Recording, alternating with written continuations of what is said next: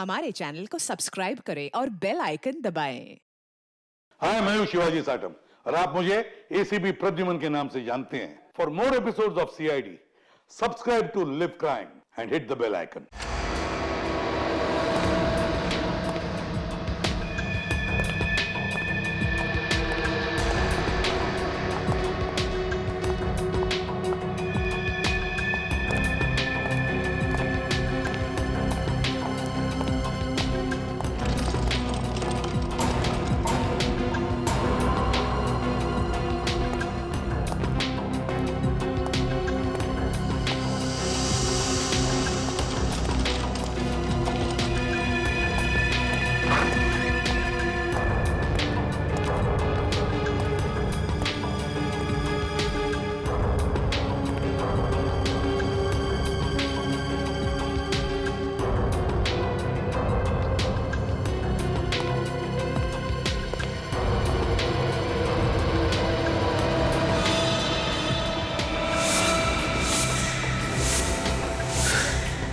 स्मिता, स्मिता उठो, स्मिता उठो, उठो स्मिता। क्या हुआ विनय?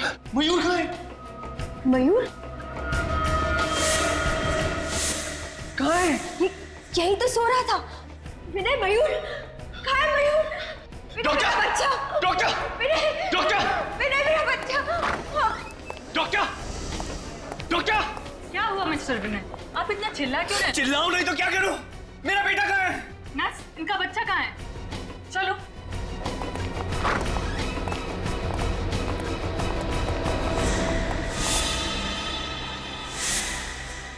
पता नहीं मैम, अभी अभी तो यही था इनका बच्चा। पता नहीं, ऐसे कैसे पता नहीं? आप लोगों ने ख्याल रखना चाहिए था ना। प्लीज मेरे बच्चे को ढूंढिए। विनय, मेरा बच्चा! चाहिए, ढूंढिए। जाइए, बच्चे को ढूंढिए। विनय, मेरा बच्चा! मेरा बच्चा, मेरे बच्चे को ढूंढिए। स्मिता, स्मिता क्यों? डॉक्टर देखिए क्यों? स्मिता, किससे रेडी करो जल्दी।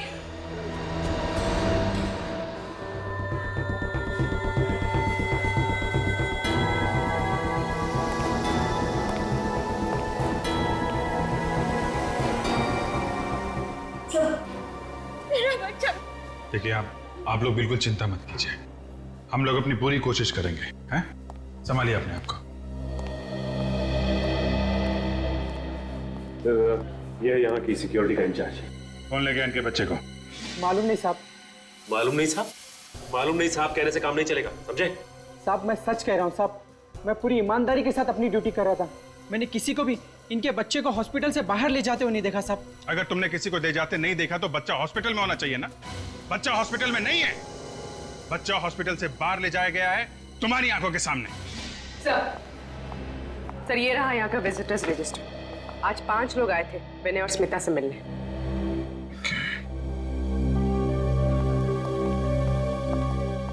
एक्सक्यूज मी, आप जरा ये रजिस्टर देखिए। ये 5 लोग आज आपसे मिलने आए थे। इनमें से किसी पे शक है आपको? सर ये सब तो हमारे दोस्त और रिश्तेदार। हाँ सर, और जब ये लोग यहाँ आए थे तब विनय यहीं थे। जब मयूर किडनैप हुआ था तब विनय घर गए थे कुछ सामान लाने के लिए। मतलब किडनैपर नजर गड़ाए बैठा हुआ था, जैसे ही मौका मिला बच्चे को लेकर चला गया। पता नहीं किस हाल में होगा मेरा बच्चा, भूखे पेट कैसे रह रहा होगा। अभी 2 दिन पहले जन्म हुआ हमारे मयूर का। इतने छोटे बच्चे को अपनी माँ से जुदा करने का पाप कोई कैसे कर सकता है? जिस किसी ने भी ये घिनौना पाप किया है उसको हम लोग छोड़ेंगे नहीं। आप लोग भरोसा रखें।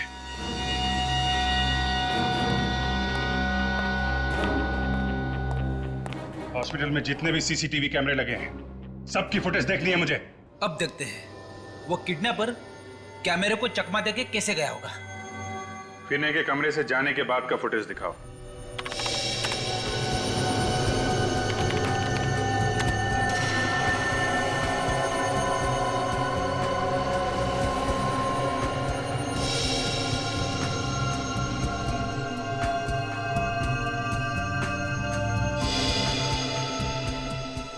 ये रहा विनय।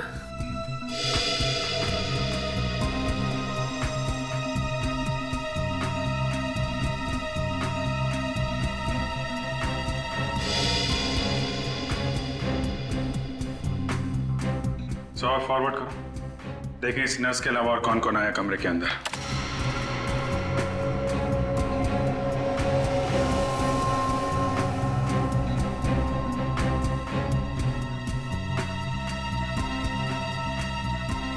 मतलब वो बच्चा ये नर्स लेके गई है? जरा रिवाइंड करो, नर्स की फुटेज फिर से दिखाओ।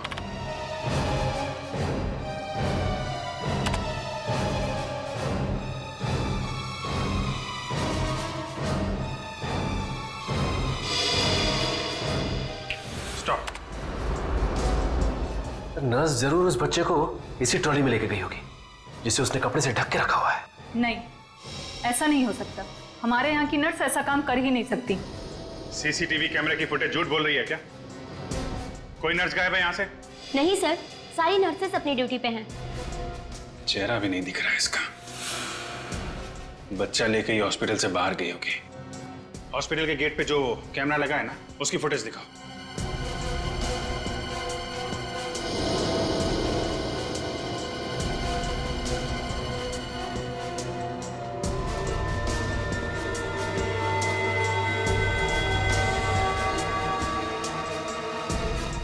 कमाल है, कोई भी नर्स हॉस्पिटल से बाहर गई नहीं।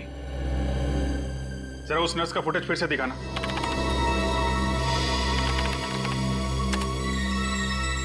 जूम करो इस पे। इसने बैज नहीं लगाया हुआ है।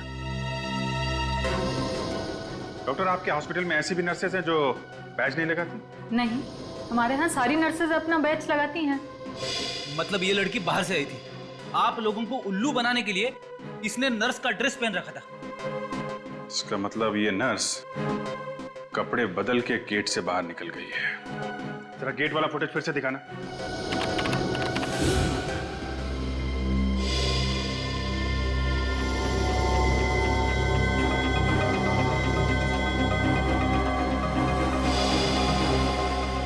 एक मिनट, जरा रिवाइंड करो। और बस पॉज। इस हॉस्पिटल में सिर्फ यही एक औरत आई है बच्चा लेके, और बच्चा लेके गई है। जूम करो इस पे।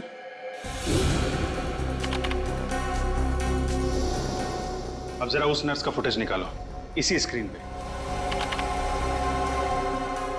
अब इस पे भी जूम करो।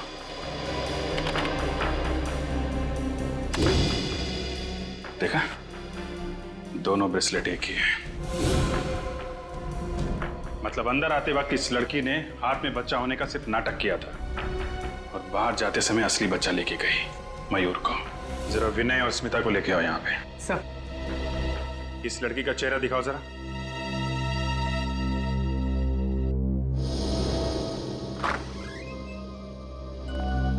समझ गए। आइए,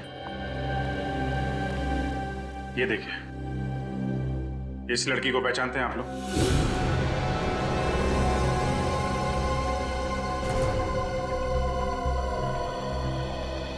कौन है ये? पहले कभी नहीं देखा।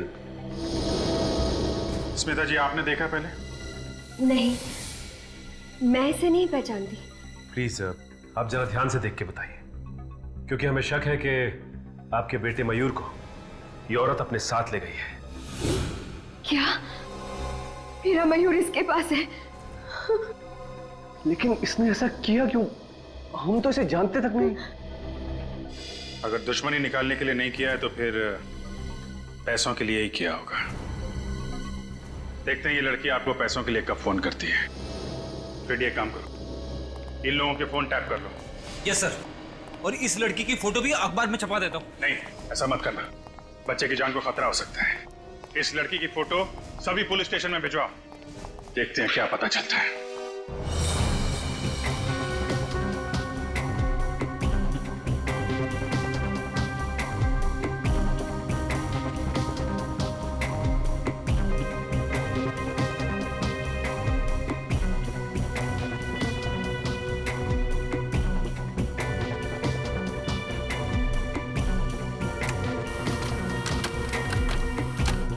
वो बच्चा सिर्फ 2 दिन का था सर।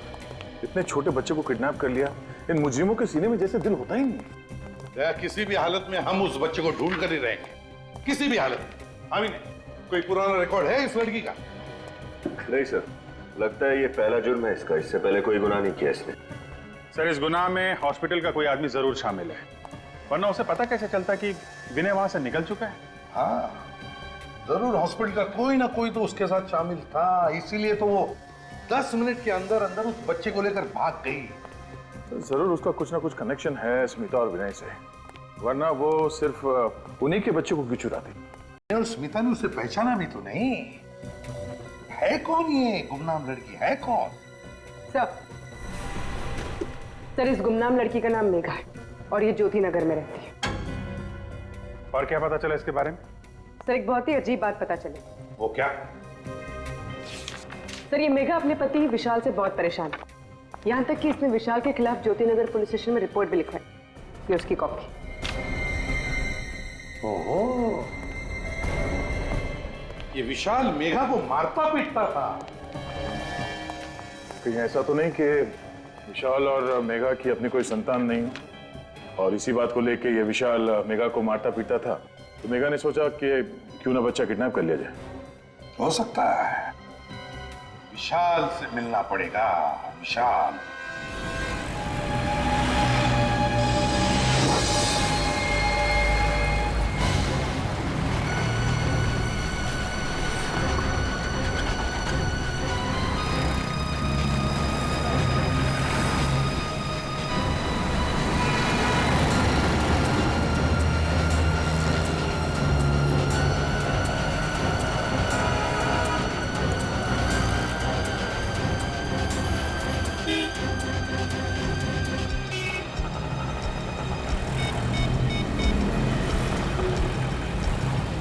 देखो मेरी बात ध्यान से सुनो, मयूर मेरे पास है।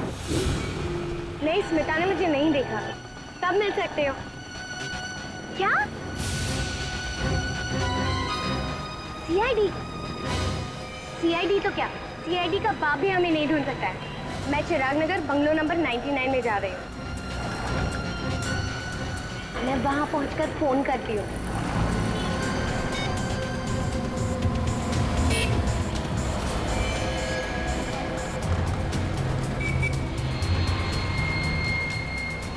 भाई साहब, कब से कछुए की स्पीड में चला रहे हो? थोड़ा जल्दी चलाओ ना।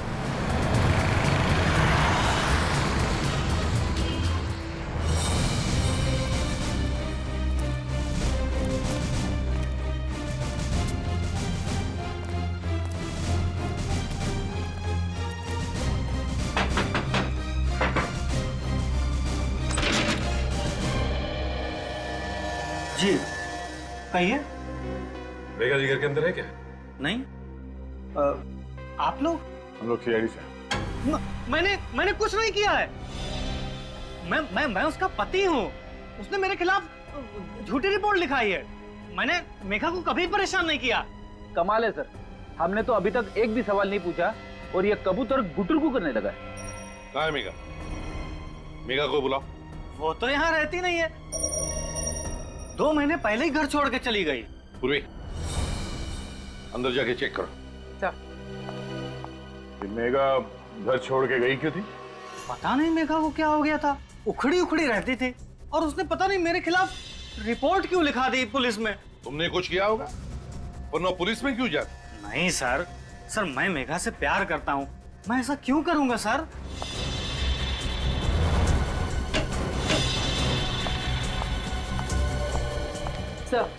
सर मेघा अंदर नहीं है। सर अब तो आपको यकीन हो गया ना सर? विनय और स्मिता को जानते हो? ये नाम तो मैं पहली बार सुन रहा हूँ। कौन है ये लोग? ये है दोनों।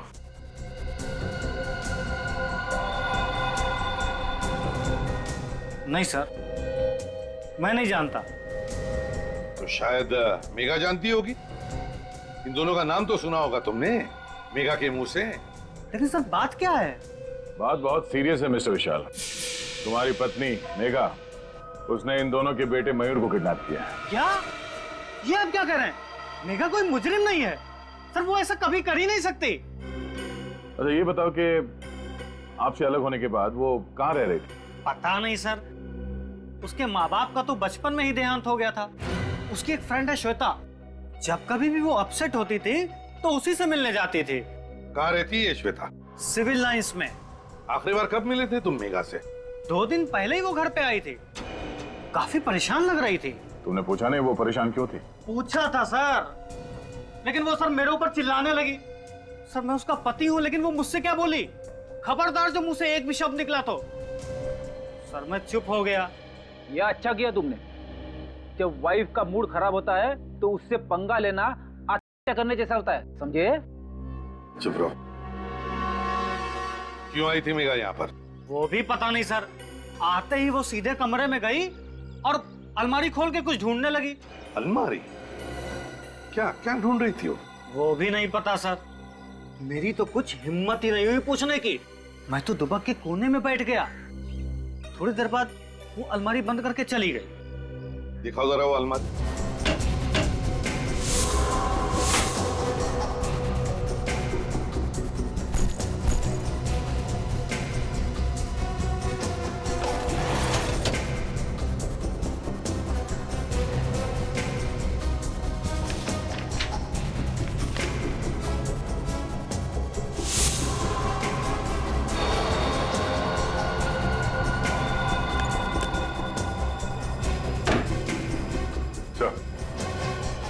ये फटा हुआ फोटोग्राफ मिला कबर्ड में, इसके अलावा कोई अजीब चीज तो नहीं मिली।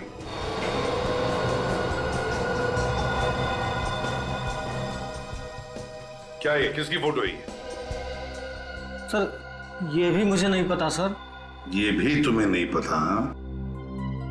दया सर, कि ऐसा तो नहीं कि मेघा अलमारी में यही फोटो ढूंढने आई थी और उसी ने ये जानबूझकर फाड़ी ये फोटो? अभिजीत, कोई तो खास बात जरूर है इस फोटो में। कोई तो खास बात जरूर है जो मेघा ने इसे इतनी अच्छी तरह से संभाल के रखा है। सिर्फ संभाल के नहीं रखा सर, इस फोटो में चेहरे फाड़ दिए हैं सबके। किसी चीज पे पर्दा डालने की कोशिश कर रही है ये। क्या हो सकता है अभिजीत, क्या हो सकता है? सर मेघा की सहेली श्वेता के घर से आ रही। तो क्या बताया श्वेता ने मेघा के बारे में? सर श्वेता घर पे है ही नहीं, वो पिछले 2 दिन से पुणे में है, कल वापस लौटेगी। श्वेता घर पर ही नहीं है। विनीत, थोड़ा मैग्नीफाइंग ग्लास दो।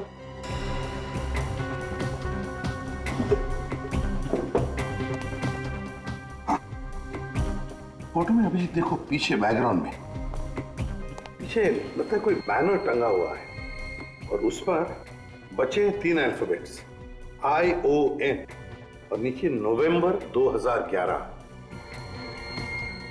मतलब ये फोटोग्राफ पिछले साल नवंबर में खींची गई थी? हाँ, पिछले साल नवंबर 2011। इस तरीके से कपड़े पहने लोगों ने, हाथ पे गिलास है, ये तो किसी पार्टी की फोटो है सर। और ये पार्टी किसी खुली जगह पे हुई है। ये देखिए, कोई लॉन, कोई गार्डन वगैरह में। किस तरह की पार्टी हो सकती है? ION, कोई ऐसा शब्द जो ION से एंड होता है। रीयूनियन हो सकता है सर, REUNION। वाकई रीयूनियन पार्टी तो होती है। काम करो, पता लगाओ पिछले साल नवंबर 2011 में किन किन खुली जगहों में और गार्डन में ऐसी रीयूनियन पार्टी हुई थी क्या?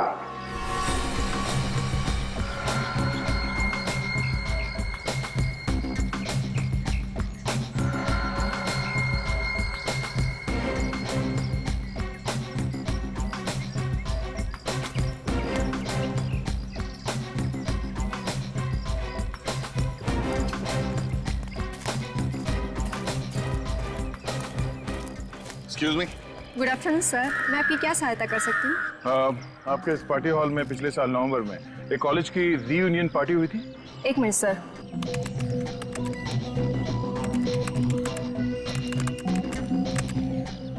हाँ सर, एक कॉलेज की रीयूनियन पार्टी हुई थी। बस तो फिर उस पार्टी में जितने भी लोग आए थे उन सब की लिस्ट चाहिए हमें। सॉरी सर, ये सारी जानकारी हम आपको नहीं दे सकते। CID को भी नहीं? CID यहाँ पे? क्या बात है ऑफिसर्स, कोई प्रॉब्लम? सर ये लोग पिछले साल हुई एक पार्टी की गेस्ट लिस्ट मांग रहे हैं। हाँ तो दे दो ना, क्या प्रॉब्लम है, दे दो। जी सर।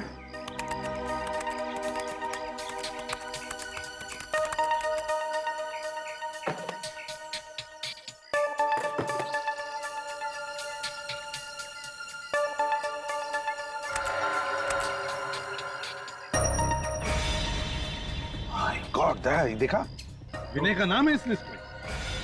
हैं? सर इसका मतलब ये विनय और मेघा एक ही कॉलेज में पढ़ते थे? यानी विनय मेघा को जानता था, तो फिर उसने हमसे झूठ क्यों बोला कि वो मेघा को नहीं जानता? भाई तो झूठ क्यों बोला उसने? ये विनय जरूर हमसे कुछ छुपा रहा है दया, जरूर हमसे कुछ न कुछ तो छुपा रहा है। सचिन एक काम करो, इस विनय के पीछे परछाई की तरह लगे रहो।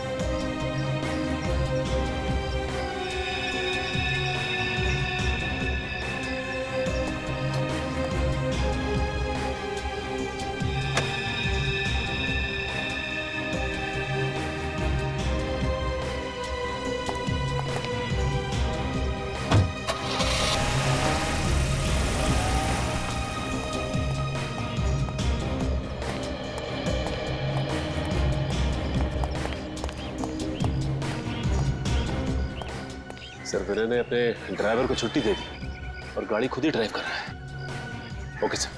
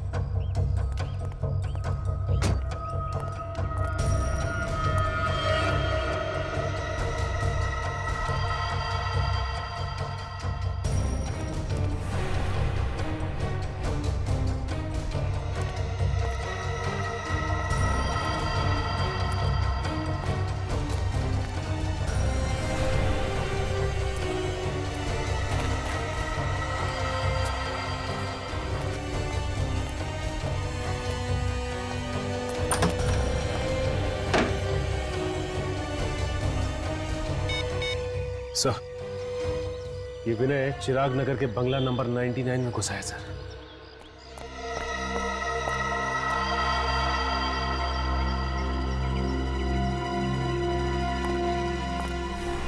आइए आइए विनय जी, शाबाश। अगर हर नागरिक आपकी तरह मुजरिमों से खुद जूझने लगे तो समाज में तो सीआईडी की जरूरत ही नहीं रह जाएगी, क्यों? सर आप सब लोग यहाँ पे, मैं आपको बताने वाला था सर। बताने वाले थे? कब बताने वाले थे? मुजरिम के हाथ से निकल जाने के बाद? हाँ? मेघा कहाँ है? अंदर है? सर अंदर कोई नहीं है सर। कोई नहीं है? तो ये मयूर को तुम्हें किसने दिया? खून? हाथ में खून कहां से आया तुम्हारे? क्या हो रहा है अंदर? हैं? पूर्वी, बच्चे को ले लो।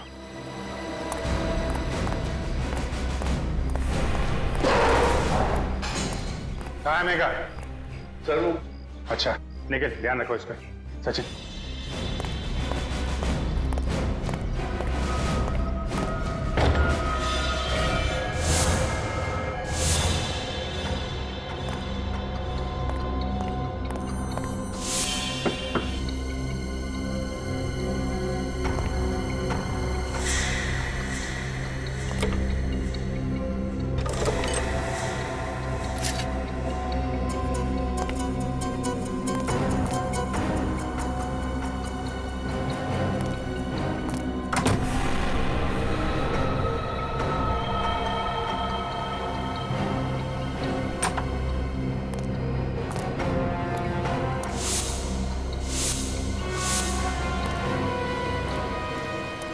मेघा की लाश पड़ी है अंदर।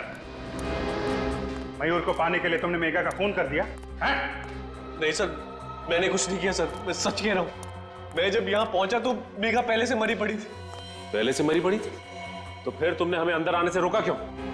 सर मैं डर गया था, मुझे लगा आप लोग मुझ पे शक करोगे इसलिए। शक की सुई अभी भी तुम्हारे ऊपर है। तुम जरा ब्यूरो चलो, बहुत सारे सवालों का जवाब चाहिए हमें। अब झूठ बोलने से कोई फायदा नहीं। तुम मेघा को अच्छी तरह से जानते थे, है ना? एक ही कॉलेज में जो पढ़ते थे तुम। सर अब आपको सब कुछ पता चल गया तो फिर क्या बोलूं मैं? मुझे यकीन नहीं हो रहा, तुमने मुझसे अपनी बीवी से इतना बड़ा झूठ बोला। उसने हमारे बच्चे को किडनैप किया था, फिर भी तुम्हें मयूर की चिंता नहीं हुई। मयूर को सही सलामत ले आया ना तुम्हारे पास? हाँ, मेघा को मारने के बाद अगर हमें बता दिया होता तो खून हाथ में लेना नहीं पड़ता। सर आप लोग मेरा यकीन क्यों नहीं कर रहे हैं? मैं जानता हूं कि मैंने मेघा की पहचान छुपाई आप लोगों से, लेकिन मैंने उसे वाकई नहीं मारा। नहीं मारा? तो इतनी बड़ी बात हम लोगों से क्यों छुपाई कि मेघा को नहीं जानते हो तुम? सर मैं सिर्फ अपना हंसता खिलता घर बचाना चाहता था। मेघा मेरा अतीत थी और स्मिता मेरा आज। मैं बस ये चाहता था कि मेरा गुजरा हुआ कल मेरे आने वाले कल पर बुरा असर न डाले। ऐसा क्या हुआ था तुम्हारे गुजरे हुए कल में? जरा हम भी तो सुने। सर कॉलेज के दिनों में मैं और मेघा एक दूसरे से प्यार करते थे। क्या? हम दोनों एक दूसरे से शादी भी करना चाहते थे, मगर घर वालों की मर्जी नहीं थी, इसलिए मैंने स्मिता से शादी कर ली और उसने विशाल से। नवंबर 2011 में रीयूनियन पार्टी में तुम मेघा से फिर से मिले। हाँ सर, उस पार्टी में उसने मुझे फिर से प्रपोज किया, मगर मैं स्मिता को धोखा देने के बारे में कभी सोच भी नहीं सकता था। इसलिए मैंने उससे कहा कि ना तो कभी मुझे फोन करे और ना कभी मिलने की कोशिश करे। इसीलिए तुम्हें जबरदस्ती पाने के लिए मेघा ने मयूर को किडनैप किया? हाँ, शायद यही वजह होगी सर।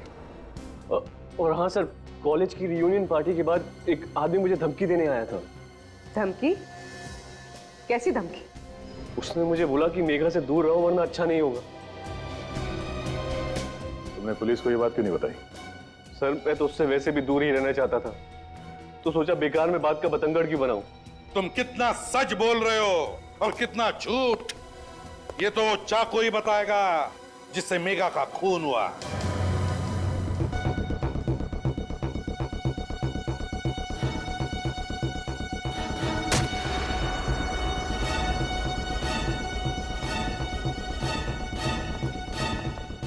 अरे क्या बचपना है डॉक्टर साहब, एविडेंस के साथ खिलवाड़ कर रहे हैं आप। और नहीं तो क्या, आपको कोई और चाकू नहीं मिला है फल काटने के लिए? हा? जिस चाकू से मेघा का खून हुआ उसी को इस्तेमाल करने की क्या जरूरत थी? हो गया तुम लोगों का? अब मैं कुछ बोलूं? ये तरबूज मैं खाने के लिए नहीं काट रहा हूं, बल्कि ये पता करने के लिए काट रहा हूं कि खूनी ने आखिर इस चाकू से खून किया किस तरह से। तो पता क्या चला आपको? पता ये चला कि चाकू यहां तक घुसा है बॉडी में, और ये चाकू कितना धारदार है, और जिस तरीके से चाकू घुसा है बॉडी में उससे तो बहुत साफ पता लगता है कि खूनी कोई प्रोफेशनल है, पेशेवर। और खूनी ने अच्छी खासी प्रैक्टिस की है मेघा को मारने की, तभी तो ये चाकू एक झटके से घुस गया बॉडी में। और खूनी ये विनय है? नहीं अभिजीत, विनय की उंगलियों के निशान चाकू पे नहीं है। हो सकता है उसने लाश से चाकू निकालकर निशान मिटा दिए हो। नहीं पूर्वी, ऐसा नहीं हुआ है। आप लोगों ने बताया था कि विनय 11 बजे आया था उस घर में। करेक्ट। लेकिन मेघा की मौत तो 10 बजे हुई है, विनय के उस घर में आने से 1 घंटा पहले। इसका मतलब इस केस में दो अपराधी है। एक अपराध तो इस मेघा ने किया है, किडनैपिंग का, और दूसरा अपराधी वो है जिसने मेघा का खून किया। हमें इस दूसरे अपराधी को ढूंढना है। दूसरा अपराधी मेघा का खूनी अच्छी तरह से जानता था कि मयूर वो बच्चा मेघा के पास था और मेघा ने विनय को कहां पर मिलने बुलाया था। हाँ सर, इससे पहले कि विनय मेघा से मिल पाता, खूनी ने मेघा का काम तमाम कर दिया ताकि सारा शक विनय पे आ जाए। अच्छी तरह से मेघा को जानता था इतनी अच्छी तरह से कि मेघा की हर एक हरकत भी उसे पता थी। मगर कौन हो सकता है ये इतना करीबी? सर, मेघा का पति भी कह रहा था कि मेघा की सबसे करीबी दोस्त थी श्वेता। श्वेता? श्वेता? ये श्वेता तो आज पुणे से आने वाली थी ना? हाँ सर। श्वेता, पता लगाना पड़ेगा मेघा के कितने करीब थी ये श्वेता। मेघा मेरी सहेली ही नहीं, बल्कि उसे तो मैं अपनी छोटी बहन जैसा मानती थी। क्या चाहती थी वो? एक खुशी से भरी अच्छी जिंदगी, पर क्या मिला उसे? एक दर्द भरी मौत। मेघा के साथ जो कुछ हुआ बहुत बुरा हुआ, लेकिन अगर आप मेघा के खूनी को सजा दिलवाना चाहती हैं तो हमारे कुछ सवालों का जवाब दीजिए। जी पूछिए। क्या ये सच है कि मेघा का पति विशाल उसे मारता पीटता था? बिल्कुल नहीं। विशाल तो मेघा से बहुत प्यार करता था, अपनी पलकों पर बिठा कर रखता था वो। आज तक मैंने किसी भी पति को अपनी पत्नी से इतना प्यार करते हुए नहीं देखा। अगर विशाल मेघा को इतना चाहता था तो मेघा ने उसके खिलाफ पुलिस स्टेशन में झूठी रिपोर्ट क्यों लिखवाई थी? क्योंकि वो नादान थी। वो विनय से बहुत प्यार करती थी और उसे पाने के लिए वो किसी भी हद तक जा सकती थी। तो इसलिए मेघा ने मयूर को किडनैप किया ताकि जोर जबरदस्ती से वो विनय को अपने पास बुला सके। ऐसा करने के पीछे उसका क्या इरादा था ये तो मैं नहीं जानती, क्योंकि कभी उसने ये बात मुझसे शेयर नहीं की। अच्छा, पिछले कुछ दिनों से मेघा का बर्ताव कैसा था? क्या किसी बात को लेके वो परेशान रहती थी? जी हाँ, एक दिन मैं मेघा के साथ विनय से मिलने गई थी और वहाँ एक गुंडा आया था। विनय उससे कुछ बातचीत कर रहा था। गुंडे ने विनय से बात की? क्या बात की? पता नहीं, मैं उनकी बात सुन तो नहीं पाई क्योंकि वो उसे बाहर ले जाकर बात कर रहा था। पर इस घटना के बाद से मेघा बहुत परेशान रहने लगी। सर, विनय बता रहा था कि उसे धमकाया गया था। हो सकता है वो इसी गुंडे की बात कर रहा हो सकता है। अच्छा, वो गुंडा दिखने में कैसा था, कुछ याद है आपको? जी हाँ, याद है। Very good. आप एक काम करिए, आप हमारे साथ सीआईडी ब्यूरो चलिए, उस गुंडे का स्केच बनवाइए आप।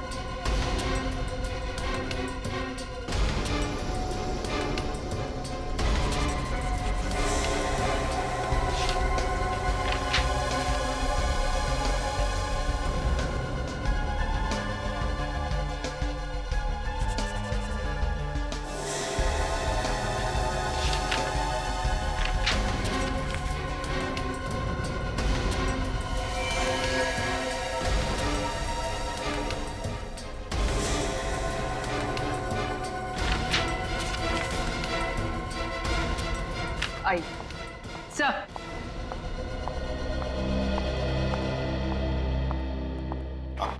सर, यही है वो गुंडा जिसने विनय को धमकी दी थी। आपको पूरा यकीन है यही था वो? जी सर, शक की कोई गुंजाइश नहीं है, यही था वो। ठीक है, कोई बात नहीं। Thank you very much. आप जा सकती है, अगर जरूरत पड़े तो आपको बुला लेंगे। पूरी देखो जरा, ये कोई पुराना पापी है क्या?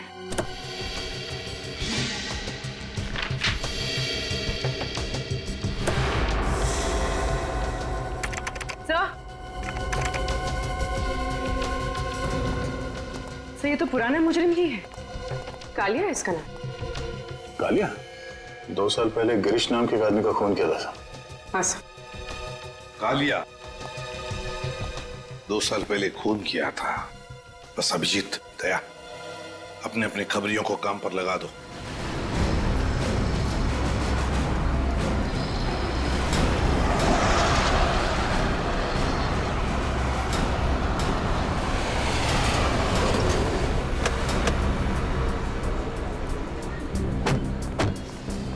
इधर आ। ठीक है, किधर है? आई सर बताते हैं। आगे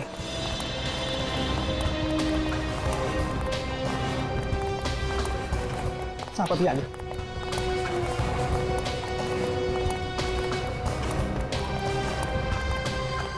किधर है? साहब बताता हूँ, वही घर है साहब, ओसीडी वाला। ये सामने? जी जी वही। खबर पक्की है ना? आपका कबूतर आपको वहीं मिलेगा साहब। देख हीरा, अगर वो आदमी नहीं मिला ना तो तेरा क्या हाल होगा मालूम है ना? हीरा नाम है साहब, और हीरा की खबर हीरे से ज्यादा कीमती है साहब।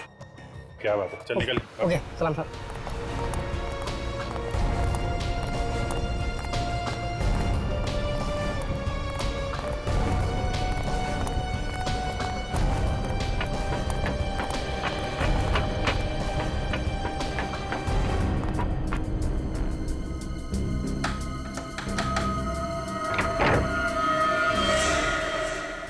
देख, पहचानता है इसे? ये तो मैं। अंदर कौन है? हाँ? जी वो कौन है? पूर्वी संभालो। निखिल उधर देखो। रुक सर।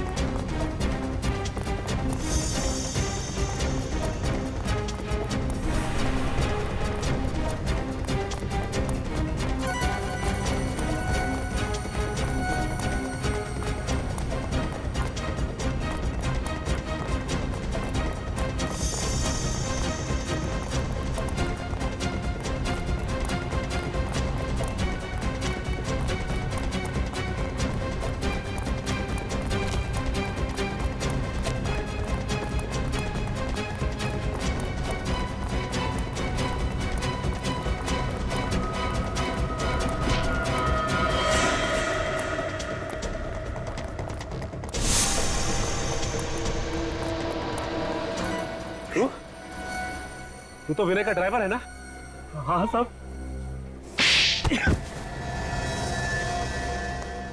शर्म नहीं आई है? मालिक के साथ नमक हरामी करते हुए शर्म नहीं आई? साहब मैं तो नमक का कर्ज ही अदा कर रहा था साहब। नमक का कर्ज अदा कर रहा था? क्या मतलब? मीता जी। आप लोग यहाँ? जी हाँ, कुनी का पता चल गया, सोचा आपको उसका नाम भी बता दें। कौन है वो? कालिया नाम है उसका। कालिया?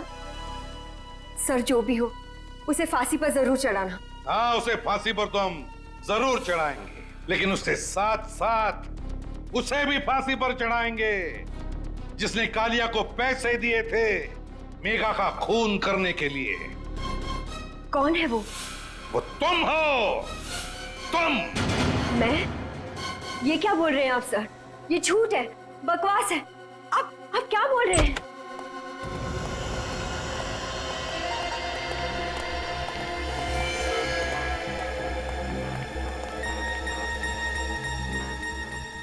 मुझे माफ कर देना मालकिन। सीआईडी के सामने मैं सच्चाई को ज्यादा देर तक पेट में नहीं दबा सका।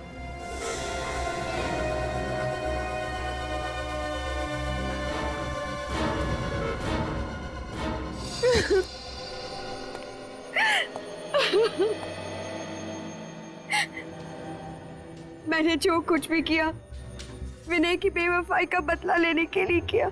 मेरी बेवफाई? मैंने तुम्हें कब धोखा दिया? मुझे पता चल गया था कि तुम मेघा से प्यार करते हो। हे भगवान, मेघा मेरा अतीत थी। मैं सिर्फ तुमसे प्यार करता हूँ, किसी और से नहीं। उस वक्त मैं गुस्से की आग में जल रही थी। और उसी आग को शांत करने के लिए तुमने ये प्लान बनाया है ना? हाँ सर, कालिया ने मेघा से जाकर कहा कि वो मयूर को मार डालेगा, और मैं जानती थी कि ये बात सुनकर मेघा मयूर को बचाने जरूर आएगी। और जब मेघा मयूर को लेकर किसी सुरक्षित जगह जा रही थी तो तुम्हारा ड्राइवर लगातार उसका पीछा कर रहा था, क्यों? हाँ सर, परफेक्ट प्लान था। मैंने सोचा मेघा मर जाएगी, विनय को फांसी हो जाएगी, और क्योंकि ये मेरा बच्चा है मुझ पर कोई शक नहीं करेगा। तरस आता है मुझे तुम पर, जो अपनी हंसी खेलती जिंदगी में आग लगा दी। अपने बच्चे का इस्तेमाल किया ऐसी घिनौनी हरकत करने के लिए। अगर तुम्हें फांसी की सजा सुनाई गई तो शायद ये तुम्हारा बच्चा, तुम्हारा अपना बच्चा मयूर, वो ही तुम्हें बचा सकता है फांसी के फंदे से।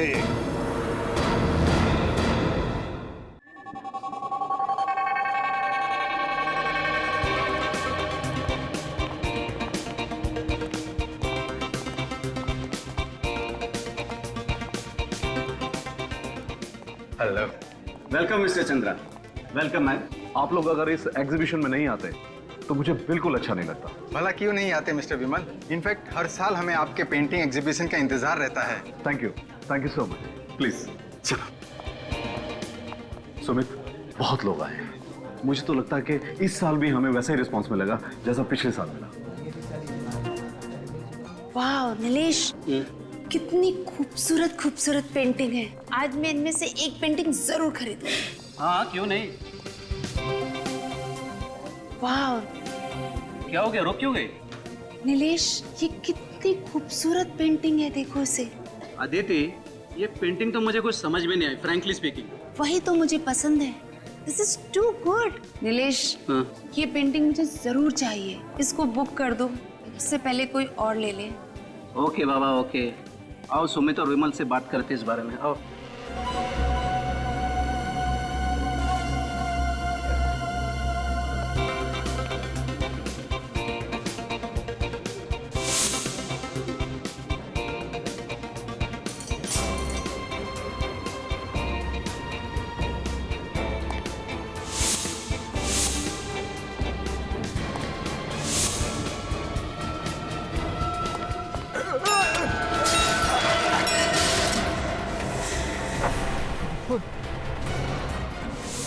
अरे इसे पोज देता हूँ जल्दी।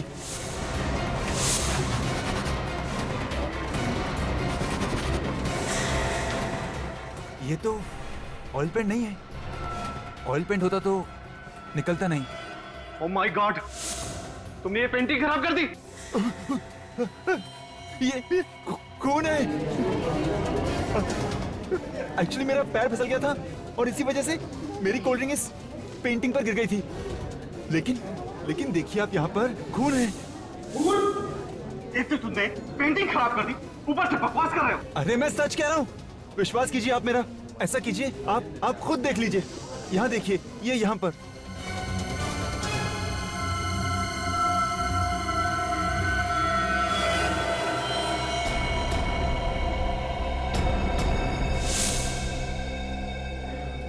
हाँ सुमित, ये ठीक कह रहा है। ये तो वाकई खून है। लेकिन पेंटिंग पे खून कहाँ से आया? मुझे तो समझ नहीं आ रहा। हमें सीआईडी को फौरन बुलाना पड़ेगा।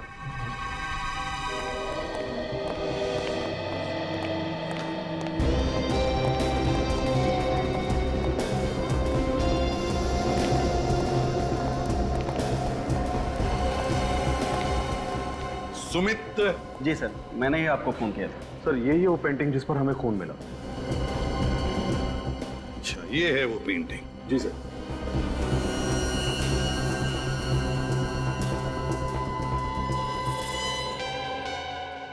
ये क्या है? पेंटिंग तो गीली है। सर इस पे कोल्ड ड्रिंक गिर गई थी, इसलिए गीली हो गई। Cold drink? कैसे हुआ ये सब? सबसे पहले किसको पता चला कि पेंटिंग पर खून है? सर मैंने देखा था। एक्चुअली मेरे हाथ से ही कोल्ड ड्रिंक पेंटिंग पर गिर गई थी। मैं हड़बड़ाहट में इसे साफ करने गया तो पता चला कि ऑयल पेंट नहीं, खून है। सुमित, ये पेंटिंग का एग्जीबिशन तुमने ही ऑर्गेनाइज किया है? सर हम दोनों ने। ये विमल है मेरे बिजनेस पार्टनर। हर साल हम लोग ये एग्जीबिशन ऑर्गेनाइज करते हैं। कितने सालों से बिजनेस का पार्टनरशिप है आपकी? सर 3 साल की। 3 साल की बिजनेस पार्टनरशिप है? अच्छा। सब बाकी सारे पेंटिंग्स पर पेंटर का नाम और उस पेंटिंग का दाम भी लिखा है, पर इस पेंटिंग पर ऐसा कुछ भी नहीं लिखा। पेंटिंग्स को एग्जीबिशन में डिस्प्ले करने से पहले आपने अच्छी तरह से जांच नहीं की? क्यों जांच नहीं की? क्यों नहीं की जांच?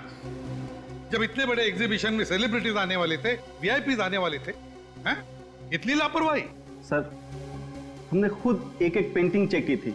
यहाँ पे जितनी भी पेंटिंग्स लगी हैं, उन आर्टिस्ट की लिस्ट है हमारे पास।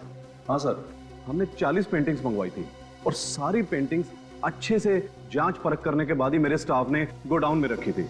हाँ, लेकिन ये वाली जो पेंटिंग है, ये उसमें नहीं थी सर। रजत, जरूर पेंटिंग की अदला बदली हुई है, अदला बदली जरूर हुई है। सर, हो सकता है इनके चेक करने के बाद जब इन्होंने गोडाउन भिजवाया पेंटिंग्स को, तो गोडाउन में किसी ने पेंटिंग बदल दी। हो सकता है। गोडाउन चेक करो, देखो अगर 40 पेंटिंग्स यहां पर है तो 41वां पेंटिंग गोडाउन में ही होना चाहिए। शायद उसी पेंटिंग के जगह पर ये खून वाली पेंटिंग लगाई है। पूर्वी, तुम भी जाओ। सर, वैसे तो मैं आर्ट के बारे में ज्यादा कुछ नहीं जानता, मगर ये पेंटिंग देख के तो कुछ भी समझ में नहीं आ रहा है। ये पेंटिंग है? हाँ फ्रेडी, ये पेंटिंग ही है। इस पेंटिंग को गौर से देखो। ये पेंटिंग बनाने में आर्टिस्ट ने अलग अलग तरीके इस्तेमाल किए हैं, अलग अलग तरीके से पेंट किया है। ये देखो, यहां लगता है कि पेंट छिड़का है, तो यहां देखो, यहां लगता है कि पेंट ऐसे फेंका है। ब्रश के स्ट्रोक्स भी हैं। इसे देखकर लगता है कि आर्टिस्ट का दिमाग अस्थिर था, अनस्टेबल। ये देखो, ये बच्चे का चेहरा, रोता हुआ बच्चा।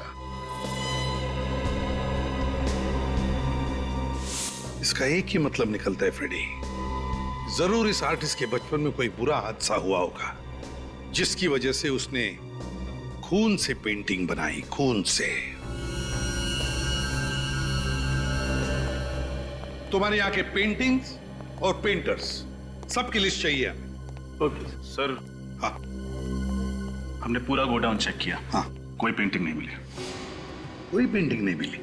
मतलब हमारा शक सही निकला, असली पेंटिंग गायब है।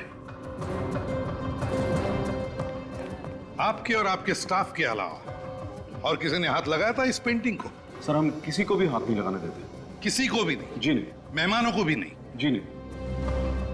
काम करो, विमल और सुमित और उनके पूरे स्टाफ मेंबर्स, सबके उंगलियों के निशान ले लो। उंगलियों के निशान? वो किस लिए सर? रेडी, जिसने भी ये पेंटिंग यहां पर लगाई होगी, उसकी उंगलियों के निशान तो आए ही होंगे इस पर, है ना? तो बस वो उंगलियों के निशान बाकी सारे लोगों की उंगलियों के निशान के साथ मैच करके देखेंगे, पता चल जाएगा। इसे फोरेंसिक लैब भेज दो। हाँ, चलो। और जैसे ही कुछ पता चले हम आपको बता देंगे।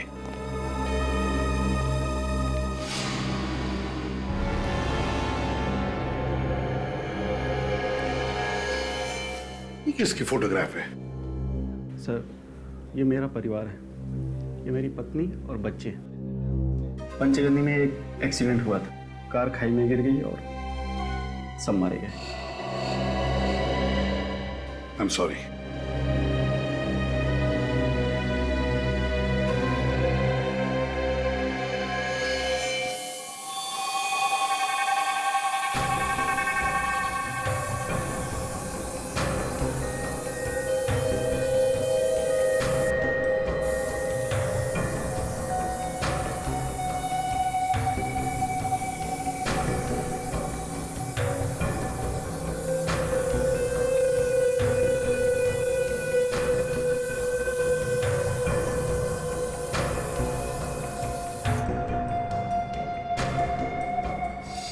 देखा बाप, इसका मतलब वाकई ये पूरी की पूरी पेंटिंग खून से बनी हुई है, इंसान के खून से।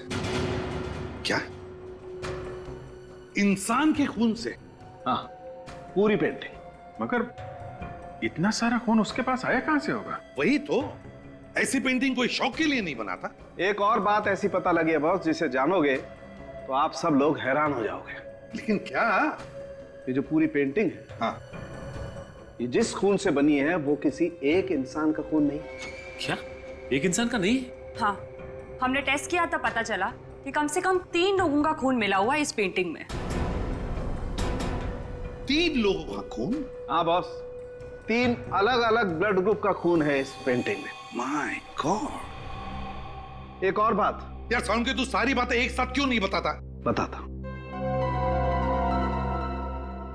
जो खून इस पेंटिंग में मिला है उन तीनों खून में ड्रग थी। तीनों के ब्लड सैंपल में ड्रग मिला?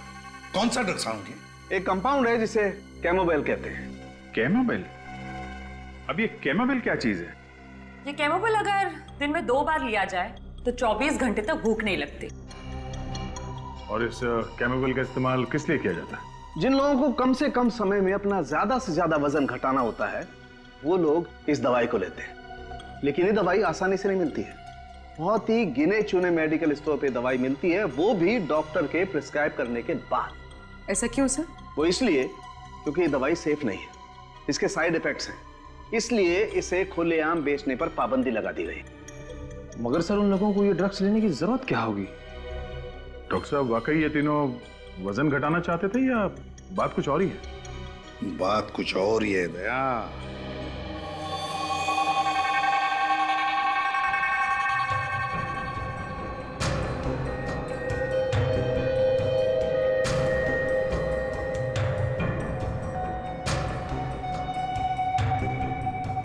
खून भरी पेंटिंग,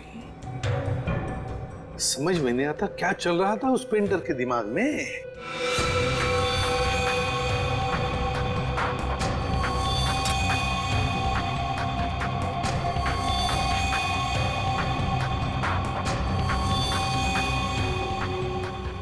मुझे तो ये पेंटिंग बहुत अजीब लगती है। तो गौर से देखिए सर, चारों तरफ ये खून फैला हुआ है, किसी भी चीज को कोई ठोस आकार नहीं दिया गया।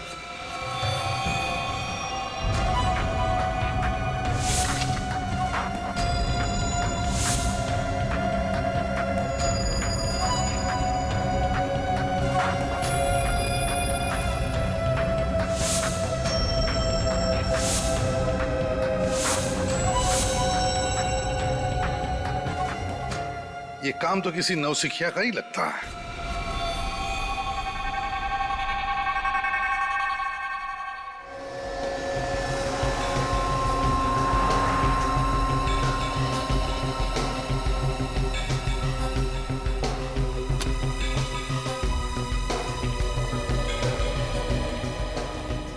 कहिए सर, आपको कौन सा साइज का फ्रेम दिखाऊं? अरे नहीं, हम लोग फ्रेम लेने नहीं आए, हम सीआईडी से। सीआईडी? बात क्या है सर? कोई खास बात नहीं है, आपसे कुछ जानकारी चाहिए थी हम। फ्रेम देखिए, तो फ्रेम आप ही की दुकान से खरीदा गया है ना? सर, ये एक स्पेशल डिजाइन है, ये सिर्फ हमारे ही कारीगर बनाते हैं। Very good. अब ये बताइए कि ये फ्रेम किसने और कब खरीदा था? एक आदमी था साहब, करीब 7 दिन पहले वो आया था, काफी जल्दी में भी था साहब। अच्छा, आप जानते हैं उसे? नहीं साहब, मैं पहचानता नहीं हूँ, वो पहली बार हमारी शॉप में आया था, कोई हमारा रेगुलर कस्टमर नहीं था। तो फिर नाम याद है आपको उसका? नहीं साहब, नाम तो नहीं। हाँ, लेकिन इतना याद है कि उसने इसी डिजाइन के 2 फ्रेम खरीदे थे। कुछ तो याद करने की कोशिश करिए। वो दिखता कैसा था, क्या कपड़े पहना था, उसका हुलिया कैसा था? इतना तो याद नहीं है सर, पर हाँ, इस फ्रेम को खरीदने वाले कस्टमर का कुछ रिकॉर्ड है मेरे पास, मैं चेक करता हूँ। हाँ प्लीज।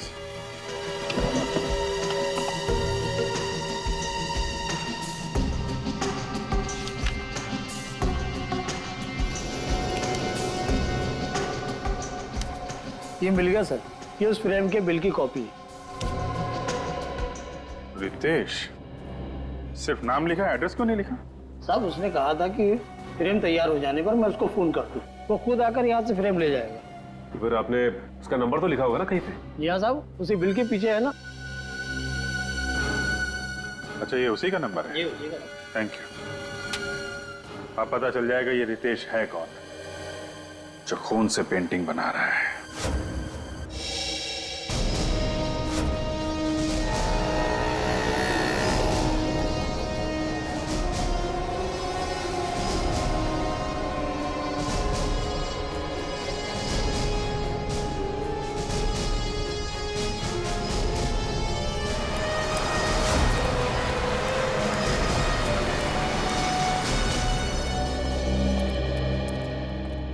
आइए सर।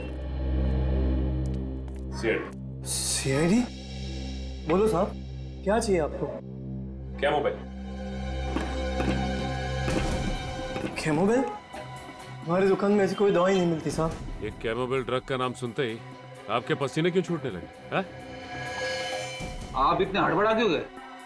कौन घबरा रहा है साहब? मैं तो अपना काम कर रहा हूँ साहब। देख, सच बता दे वरना मेरी मदद कीजिए साहब, मैं बहुत मुसीबत में हूँ। ये सब नाटक क्या कर रहे हो? सच सच बताओ, बात क्या है? यार किसी ने मुझे धमकी दी थी सर। कैमोबेल का इंतजाम करने के लिए मुझे मजबूर किया गया था। मजबूर किया गया था? कैसी मजबूरी? उसने मुझे कहा था कि अगर मैं 2 दिन में कैमोबेल का इंतजाम नहीं करूंगा तो वो मेरे पूरे परिवार को मार देगा साहब। मैं बहुत डर गया था साहब, मैं बहुत डर गया था। अच्छा, ये इस आदमी का हुलिया तो याद है ना तुम्हें? है? नहीं बता सकता साहब, उसने मुझे सिर्फ फोन किया था। फोन नंबर है ना? मेरे मोबाइल में है सर, मैं अभी देख के बताता हूँ। सब इसी नंबर से उसने फोन किया था, यही नंबर है सर। रेडी, निखिल, इस नंबर का पता लगाओ। ये नंबर है किसका? इस आदमी का पकड़ा जाना बहुत जरूरी है। और एक बात, डर के जीने की जरूरत नहीं है, समझे? आइंदा ऐसा कोई फोन आए तो सीआईडी को इन्फॉर्म करना, ठीक है?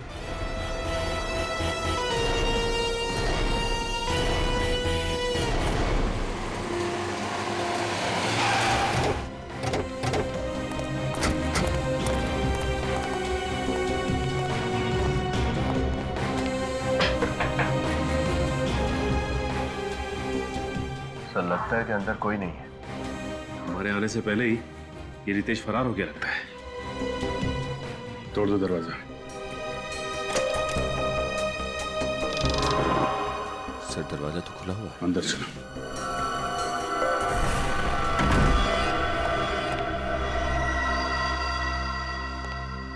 घर का तो सारा सामान बिखरा पड़ा है सर। हाँ, लगता है यहाँ पे हाथापाई हुई है। सर, ये रितेश तो कहीं दिखाई नहीं दे रहा यहाँ। पूरा घर चेक करो।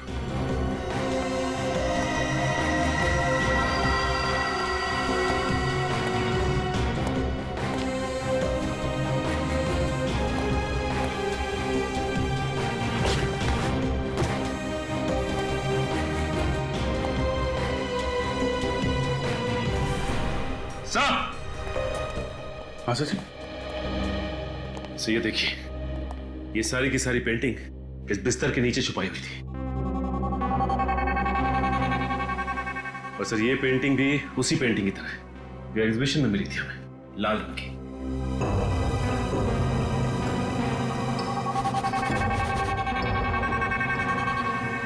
खून?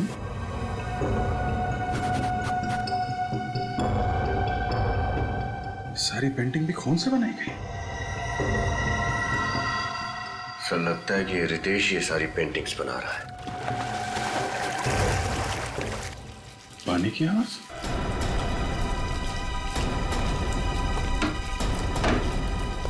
माय गॉड,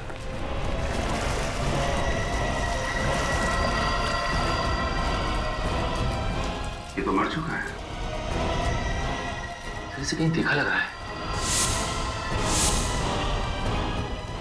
ये आदमी तो वहां एग्जीबिशन में था ना, वॉलंटियर।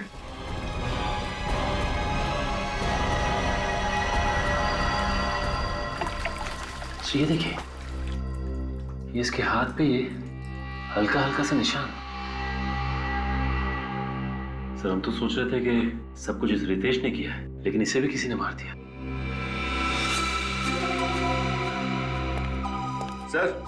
सर ये देखिए, खून के निशान। सर, हो सकता है कि रितेश की हाथापाई हुई हो कातिल के साथ, और हाथापाई के दौरान उसका खून यहाँ पे लग गया हो। कातिल का भी खून हो सकता है।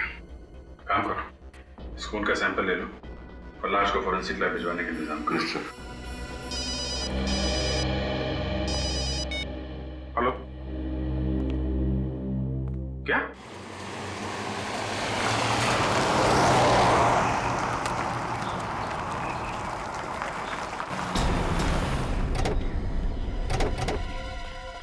साहब, मैंने आप लोगों को फोन किया था, साहब मैंने वो लाश देखी, बहुत भयानक लग रही है लाश। लाश कहाँ? वहाँ है साहब, वो देखो। एक मिनट, आप यहीं रुकिए।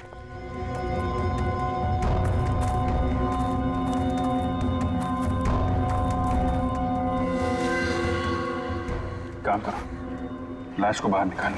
अच्छा।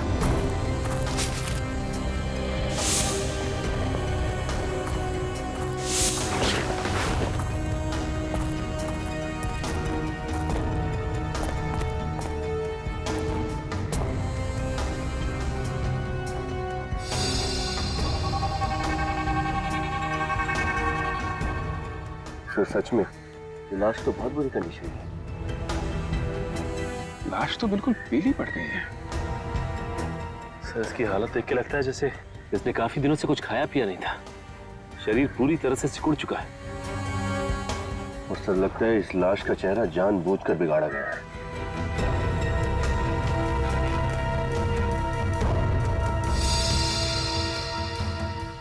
ये देखिए सर, इसके हाथ पे ये छोटे छोटे निशान है। लेकिन सर ये निशान है किस चीज के? कई बार इंजेक्शन लगने के बाद आसपास का खून जम जाता है। निशान तो इंजेक्शन के ही लगते हैं, मगर इतने सारे निशान। मगर सर ऐसे ही निशान रितेश की लाश पे भी थे। लगता है खूनी इंजेक्शन लगा लगा के खून कर रहा है। खैर इसका जवाब तो डॉक्टर साळुंखे ही देंगे। मानना मुश्किल है, कोई भला ऐसा कैसे कर सकता है? हाँ सर, दोनों लाशें बहुत ही बुरी हालत में हैं। यार साळुंखे, तुम दोनों डिस्कस करोगे, हमें भी कुछ बताओगे? बॉस, इन दोनों के शरीर में जरा सा भी खून नहीं है। लगता है किसी ने इनके जीते जी सारा का सारा खून इन लोगों के शरीर में से निकाल लिया। शरीर में खून है ही नहीं। हाँ सर, और इसी की वजह से दोनों लाशें बिल्कुल काली नीली और फीकी पड़ गई है। अजीब बात है सर, विश्वास नहीं होता कि कोई इंसान किसी दूसरे इंसान के शरीर से उसके जीते जी सारा खून निकाल सकता है। इन दोनों के शरीर में इंजेक्शन के बहुत सारे निशान हैं। ऐसा लगता है किसी ने बार बार सुई घोंप घोंप कर इनके शरीर से सारा का सारा खून निकाला है। और खून की कमी की वजह से इस लड़के की मौत हुई है। और सर उस रितेश की मौत की वजह भी यही है। खून तो रितेश के शरीर में से भी निकाला गया, लेकिन मौत इसकी पानी में डूबने की वजह से हुई। इसके फेफड़ों में हमें पानी मिला है। सर ये खूनी वही आदमी है जो पेंटिंग बनाता है। हाँ अभिजीत, ये एक ही आदमी का काम है, उसी का। एक बात और बस, रितेश के घर के दरवाजे पर जो खून का सैंपल मिला था वो खून रितेश का नहीं है। यानी वो खून किसी और का है? दया, वो खून उसी का है, उसी का जो रितेश का खून करने आया था। रितेश के साथ हाथापाई में से चोट लग गई होगी और वही खून दरवाजे पे लग गया होगा सर। मगर अभिजीत ये है कौन? है कौन ये? केमोबेल। पता लगाना पड़ेगा कि ये कौन है जिसने इस केमिस्ट को धमकी भरा फोन किया और ये दवाई मंगवा ली। सर मुझे तो आदमी पागल लगता है। कोई नॉर्मल इंसान ऐसी घिनौनी हरकत कैसे कर सकता है सर? किसी को भूखा रखना और थोड़ा थोड़ा करके खून चूस के उसे मार डालना। सर फिलहाल हमें 2 लाशें मिली, लेकिन ये मुमकिन है कि उसने और भी लोगों को कैद करके रखा होगा। हाँ रखा ही होगा, वरना अपनी पेंटिंग बनाने के लिए पेंट यानी कि इंसानों का खून कहां से लाएगा वो? जिसने भी उस केमिस्ट को फोन किया है ना, वही हमें उस खूनी तक पहुंचाएगा, वही आदमी। सर हाँ सचिन, पता चल गया उस फोन करने वाले का? हाँ सर, जिस आदमी ने R&D मेडिकल स्टोर में फोन करके उस दुकानदार से बात की थी, उसका नाम रोहन है सर। रोहन? और पता? सर उसका पता भी चल गया, लेकिन उसके पते पे जाकर पता चला कि उसके नाम की तरह उसका पता भी नकली है सर। नाम भी नकली और पता भी नकली, तो फिर ये फोन किया किसने होगा? है कौन ये? सर ये फोन जिसने भी किया उसने सिम कार्ड लेने के लिए नाम और पता दोनों ही नकली दिया था सर। सर उसने उस दवाई की दुकान पे फोन किया और फोन ट्रेस ना हो इसलिए सिम निकाल के फेंक दिया। कोई बात नहीं, उसने जिस वक्त उस दवाई की दुकान में फोन किया था, हम पता लगा सकते हैं कि उस वक्त वो कहां पर था उसके उस फोन से। वो भी पता चल गया है सर। फिर ये फोन चोर बाजार से किया गया है, घाट कोपर के चोर बाजार से। चोर बाजार? फिर इस इलाके में तो नशीली चीजें बेची जाती है, ड्रग पेडलर्स के अड्डे बने हुए वहां पे। तो फिर दया, ये फोन जरूर किसी ड्रग पेडलर ने ही किया है।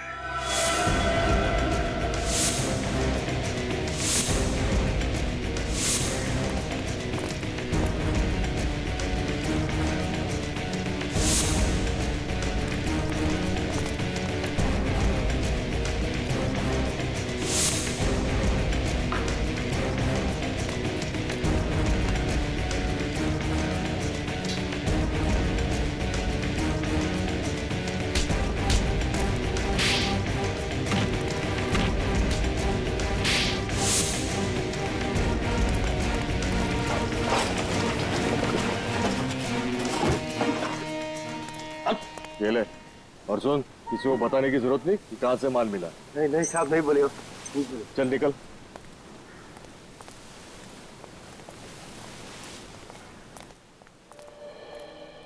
अरे भाई, अपने को दवा मांगता है क्या? मोबाइल मिलेगा क्या?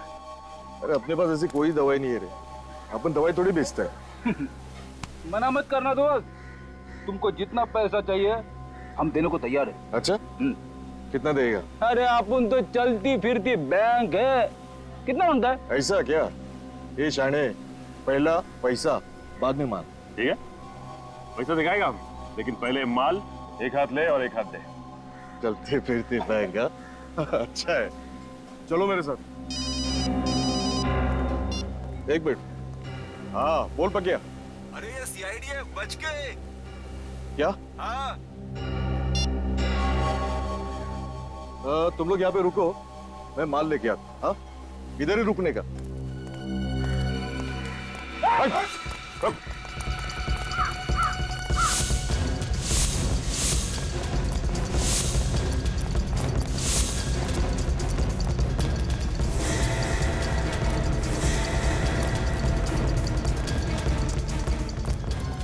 भागता किधर है?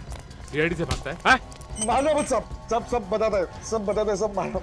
सर वो कैमोबिल दवाई मैंने खुद के नहीं बल्कि किसी और के कहने से R&D मेडिकल स्टोर से मंगवाई थी साहब। उस दुकान में फोन करके धमकी तूने दी थी ना? हाँ साहब, लेकिन उसके बाद मैंने फोन स्विच ऑफ करके उसका सिम कार्ड फेंक दिया साहब। ये काम तू किसके कहने पे करता है? साहब मुझे एक दिन एक चिट्ठी मिली थी, उसमें लिखा था कि कैमोबिल नाम की दवाई का बंदोबस्त करो, और साहब उसने बोला कि तुझसे शनिवार को रात को 8 बजे आके लेके जाऊंगा और इनाम देके जाऊंगा। अच्छा, फिर वो दवाई लेने कौन आया था? साहब वो गाड़ी में आया, कांच खुली, माल लिया, पैसा दिया और चले गया साहब। तुमने गाड़ी तो देखी होगी ना, कौन सा मॉडल था? उसका नंबर कुछ तो याद होगा तुम्हें? गाड़ी का नंबर तो याद नहीं है, लेकिन साहब उसके हाथ में बड़ी सी घड़ी थी, जिसका बहुत बड़ा डायल था साहब। कैसी थी वो घड़ी? बहुत झक्कास थी, माँ कसम ऐसा डिजाइन में कभी लाइफ में देखा नहीं साहब। उसके ऊपर बड़े अक्षर से क्यू लिखा हुआ था साहब। क्यों लिखो? उस घड़ी का रंग, उसका डिजाइन सब कुछ याद है तुम्हें? वो सब कुछ याद है सर। चलो फिर क्यू अक्षर का स्केच बनवाओ, पता चल जाएगा कि घड़ी कौन सी कंपनी की है। पूर्वी, तो घड़ी बनाने वाली कंपनी का नाम पता चला जिसका नाम क्यू से शुरू होता है? यस सर, बस 4 कंपनियों के नाम मिले। 4 कंपनी? अब जरा देखो उन 4 कंपनियों में से वो कंपनी कौन सी है जिसकी घड़ी उस गुनहगार ने पहनी थी। एक बार वॉच कंपनी का नाम पता चल जाए सर, तो गुनहगार का भी पता चल जाएगा।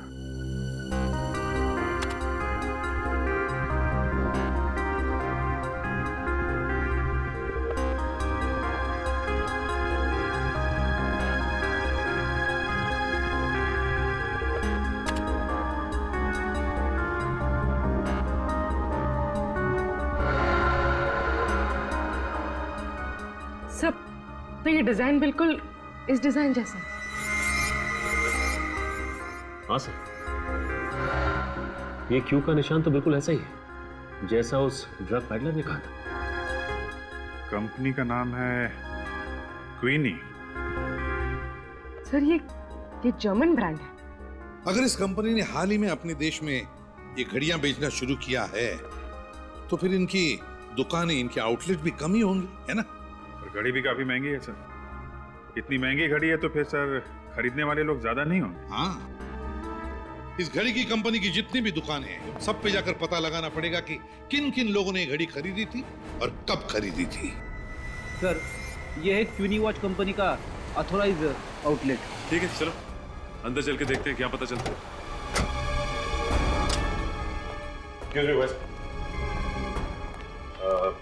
हमें आपके कंपनी की घड़ी के बारे में जानकारी चाहिए। कौन सी घड़ी? इस घड़ी को ध्यान से देखिए। ये आपकी कंपनी की घड़ी है ना? ये हमारी लिमिटेड एडिशन घड़ी के डिजाइन है। अब बात क्या है सर? दरअसल हम लोग सीआईडी मुंबई से और एक केस के सिलसिले में पूछताछ करना चाहते हैं। मैं आपकी क्या मदद कर सकता हूँ? अब हमें ये बता सकते हैं कि ये घड़ी आपसे किसने खरीदी है? मैं अभी आपको बताता हूँ।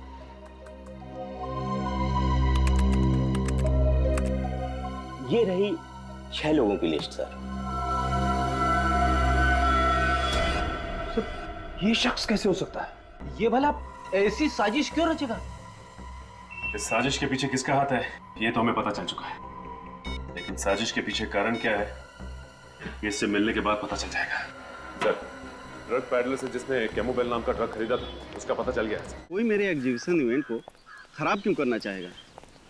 हाँ, वो तो मैं तुमसे बाद में बात करता हूँ। सर, आप लोग कुछ पता चला ये किसकी हरकत है? भोला भाला बनने का नाटक कर रहा है। ये घड़ी पहचानते हैं आप? जी हाँ, 2 महीने पहले खरीदी थी मैंने ऐसी घड़ी। लेकिन आप ऐसा सवाल क्यों पूछ रहे हैं? क्योंकि हमें शक है कि उस खून भरी पेंटिंग में तुम्हारा हाथ है। क्या आप इस खून वाली पेंटिंग का इल्जाम मुझ पे लगा रहे हैं? जी हाँ, आप ही ने वो पेंटिंग बनाई और आप ही ने वो दूसरी पेंटिंग हटाकर खून वाली पेंटिंग एग्जीबिशन में रख दी। मैं भला ऐसा क्यों करूंगा? वो इसलिए कि तुमने सोचा बदनामी से डरकर तुम्हारा पार्टनर विमल अपना पेंटिंग का बिजनेस छोड़ देगा और वो सारा धंधा तुम्हारा हो जाएगा। आप मुझ पे ऐसा इल्जाम नहीं लगा सकते, ये सरासर झूठ है। तो फिर सच सच बताओ, घाटकोपर के ड्रग पेडलर राजू से तुमने कैमोबेल नाम का ड्रग क्यों मंगवाया? कैसा ड्रग? कौन सा ड्रग पेडलर? आप क्या कहना चाहते हो? मेरी कुछ समझ में नहीं आ रहा। और हाँ, ये घड़ी मैंने अपने लिए नहीं खरीदी थी, ये मैंने अपने स्टाफ को गिफ्ट दी थी। खुद को बचाने के लिए अब एक नई कहानी। प्लीज आप मेरा विश्वास कीजिए, ये कोई कहानी नहीं है, सच है। तुम्हारे स्टाफ मेंबर का नाम और पता चाहिए हमें।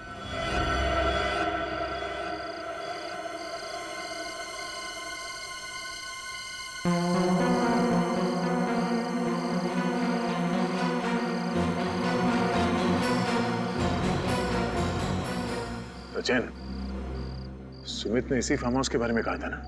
हाँ सर, सुमित ने यही फार्म हाउस बताया था सर। शख्स के पास हथियार भी हो सकता है, वो थोड़ी देर यहीं से नजर रखता है।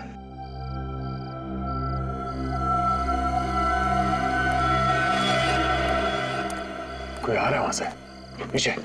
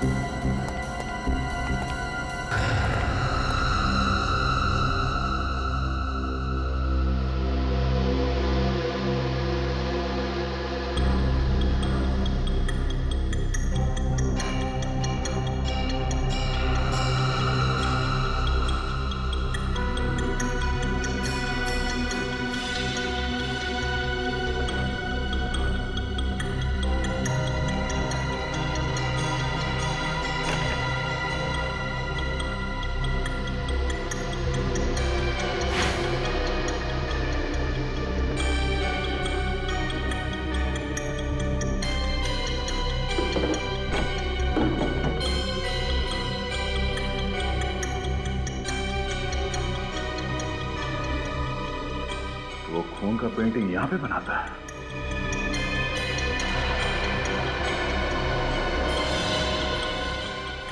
ये क्या? सुमित की पत्नी और बेटा? दूसरा बेटा कहाँ है? जरा हाथ खोलो।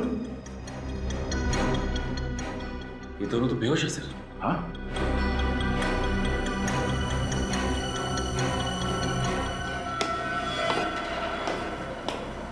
कोई आ रहा है।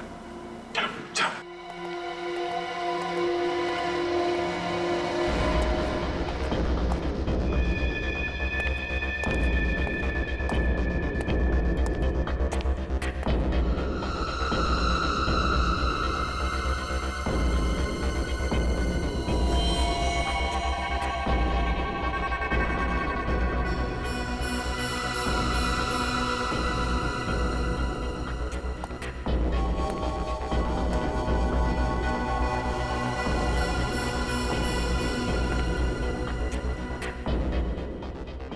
सुमित जी तो कह रहे थे कि उनकी पत्नी और दोनों बच्चे एक्सीडेंट में मारे जा चुके हैं। लेकिन सर उन्होंने ये भी तो बताया था कि उनकी लाशें अब तक नहीं मिली हैं। मतलब एक्सीडेंट हुआ ही नहीं था। इस पेंटर ने इन्हें यहाँ पे बंदी बना के रखा है। तो इसका मतलब इस पेंटर ने इन दोनों के शरीर से खून निकालकर उसी से वो पेंटिंग बनाई थी। और फिर इन्हें केमो बेल खिला के जिंदा रखा ताकि ये मर न जाए। हाँ बेटा, तेरा खून निकालो। देख, पेंटिंग बनाने का टाइम हो गया ना। तेरा खून नहीं निकालूंगा तो अपनी पेंटिंग में रंग कैसे भरूंगा? ला।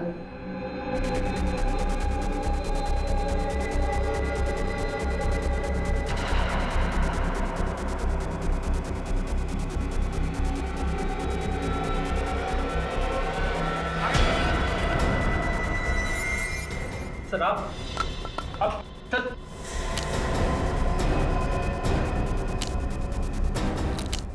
सर मैं आपको सब कुछ सच सच बता दो सर। सर सब कुछ मैंने किया सर। सर सब कुछ मैंने किया सर। मैंने मारा है सर। सर मैं बता दो सर आप। रेडी निकल, जल्दी से खोलो इन्हें, हॉस्पिटल लेके जाओ।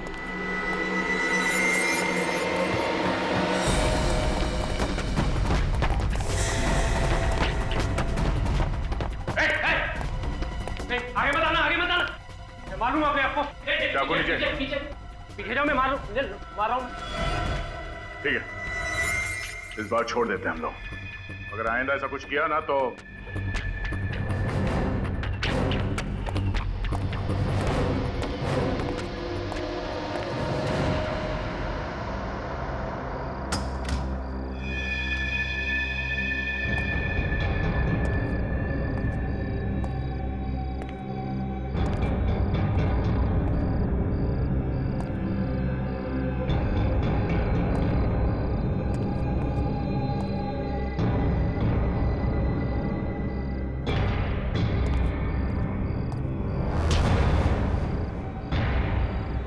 हलवा है, हाँ? ऐसे ही छोड़ देंगे तुझे? कोई सजा देनी है दे दो, अपने किए पे कोई अफसोस नहीं। मैं तो बहुत खुश हूँ। तुम खुश हो? सुमित जी की बीवी और 2 बच्चों का खून निकालकर उन्हें अधमरी हालत में रखा और बोलते हो खुश हो तुम? सुमित ने मेरे और मेरी परिवार के साथ जो जुल्म किया उसका क्या? क्या किया सुमित ने तुम्हारे परिवार के साथ? उसने मेरे पूरे परिवार को बर्बाद कर दिया, मार डाला उसने सबको, मुझे अनाथ कर दिया। ठीक से बताओ रघु, आखिर हुआ क्या था और कब हुआ था? बात आज से 12 साल पुरानी। तब हम लोग बहुत गरीब हुआ करते थे। मेरे बाबूजी ने सुमित से कुछ पैसे उधार मांगे थे मेरी बीमार माँ के इलाज के लिए। बाबूजी समय से कर्ज लौटा नहीं पाए, तो उन्होंने मोहलत मांगी। मोहलत की एवज में सुमित ने मेरे बाबूजी से गुलामों की तरह दिन रात काम करवाया। और जब जब इतने से भी उसका दिल नहीं भरा तो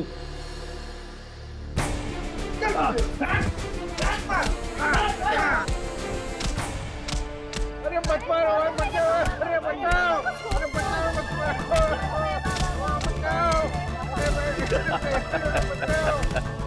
आइए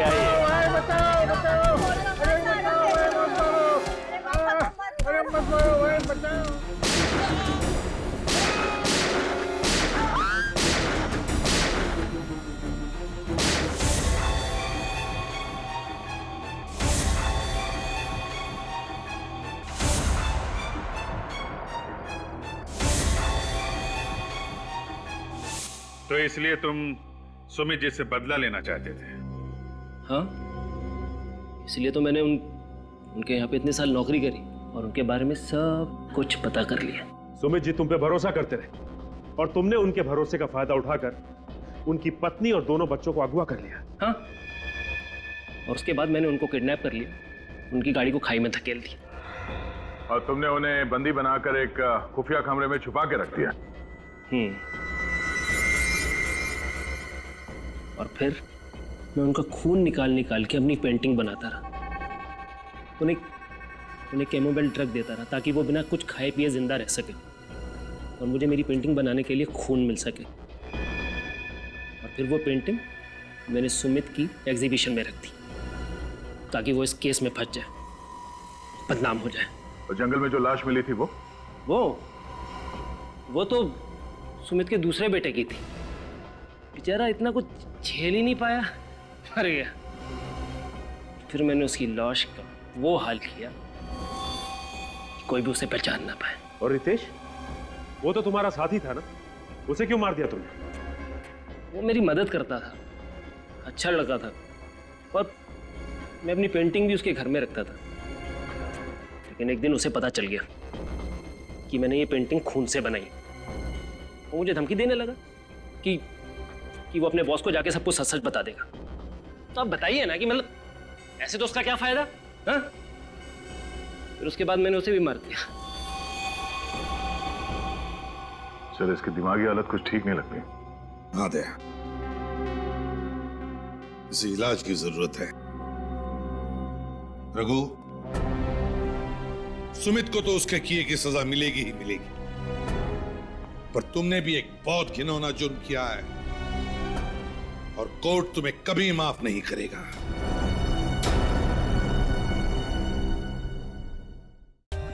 For more updates, subscribe to our channel, click the show links and enjoy watching the videos.